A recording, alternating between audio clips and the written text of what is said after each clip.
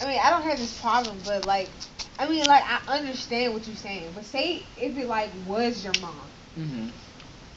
Well, like for girls, sometimes, like, okay, so my question is like, if they don't have it, you just never get that from your mom, like, but say like you like really like kind of like desire that thing from your mom, but all she gives you is Bible, but you really just want her to hug you and tell you blah blah blah, like, so you just like kind of kick that out the door. You just have to get over I'll it. let Emily respond first. Well, like, thankfully for the grace thing, because, like, my mom used to, like, really be like that before.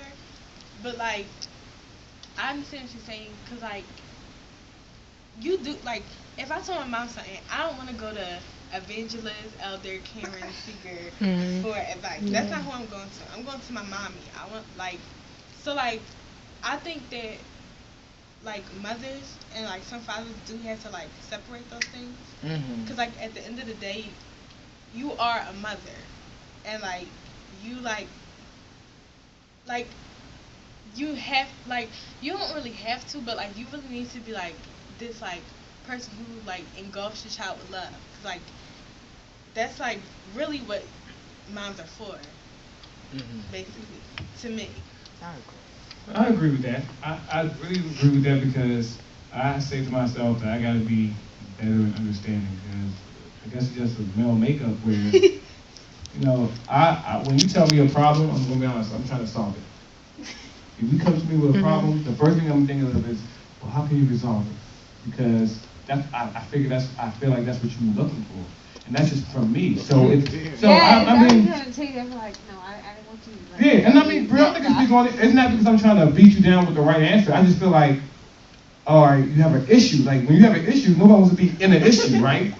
That's just naturally how I think. Nobody wants to stay in the issue. So I'll be like, all right, this is what you might be able to do so you don't have to be in the issue no more. Good, yay! That's how I'm feeling. Like I'm being serious. Like that's how I look at it. But I have an understanding that sometimes, and I told Beyonce, if you just want me to listen, please tell me before you start talking. I'm going to be honest. And that's where it's kind of leading to what Malachi said about also understanding. How do we comfort others? Because that's the biggest thing. It's not just always running to comfort. It's how do we comfort others? Because truthfully, you might be doing the same thing that you're saying that you don't want your mom to do to you. So we have to look on the other side. So what? Yeah, so the question is, like, what do you like do? Yeah, that's a question. That's how I was like, do you just leave it at that and just have to go find somebody else, or is there like steps you can make to make like kind of compromise? Truthfully, the simple answer for that would be to talk before something happens. And I think also, in addition to that, definitely, I was going to say definitely, you want to communicate that because we're not perfect. People don't, you have to communicate, but you do have to understand people too. Yeah, that's what like, so you do have to understand, like, for me, if I had children, they would have said, well, I don't want to come to Prophet Malachi. Well, give me a minute then, because this is going to take me a while to come off there, because this is who I am to grab. And because now, on one hand, we don't want people to be fake and phony and be hypocrites. We want them to be organically who they are. So you want me to be Prophet Malachi, organically to the bone of who I am, the essence of who I am. Then you want to talk to me and me to separate them. So it'll be hard for a person because they're a living person. Like you're Beyonce. You are just Beyonce.